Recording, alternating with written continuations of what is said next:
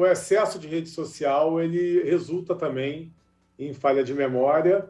Inclusive, foi tema de palestra nessa turnê que eu fiz recente, Brasil, Bolívia, e agora voltando para Portugal, pelo fato não só da ansiedade em si, o sistema imunológico, tudo isso que interfere, na falta de foco atencional, pelo multifoco que se tem, e no próprio ciclo de dopamina, que é o ciclo do vício, que também interfere na memória, e inclusive na atrofia do cérebro em relação a tudo isso, aí o resultado.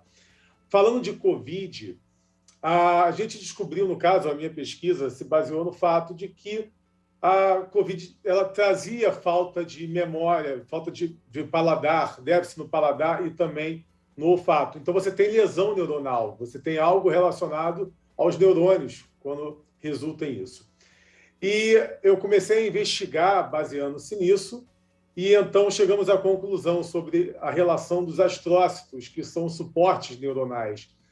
Isso por quê? Porque as outras doenças respiratórias, elas também prejudicam os astrócitos. Os astrócitos, eles são aquele grupinho de ajudantes dos neurônios, para alimentar, dar energia, fazer limpeza. E como o vírus da Covid se acopla aos astrócitos, logo você tem uma sobrecarga ali em cima, você tem a morte dos astrócitos, inclusive, podendo prejudicar o processo de memória, porque para você ter o processo de memória no neurônio, você tem que ter ali a alimentação, a energia, essa limpeza, ela se faz necessária. E essa perda de memória, ela é como a perda do olfato, do paladar, ela pode voltar ao normal? Existem exercícios? Como é que funciona isso?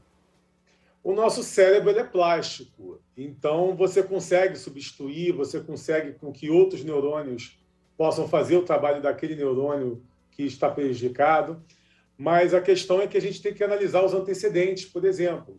No caso, a pessoa tem pessoas na família, pai, mãe, avós, com doenças neurodegenerativas, Alzheimer é uma delas, por exemplo, então você tem que se preocupar mais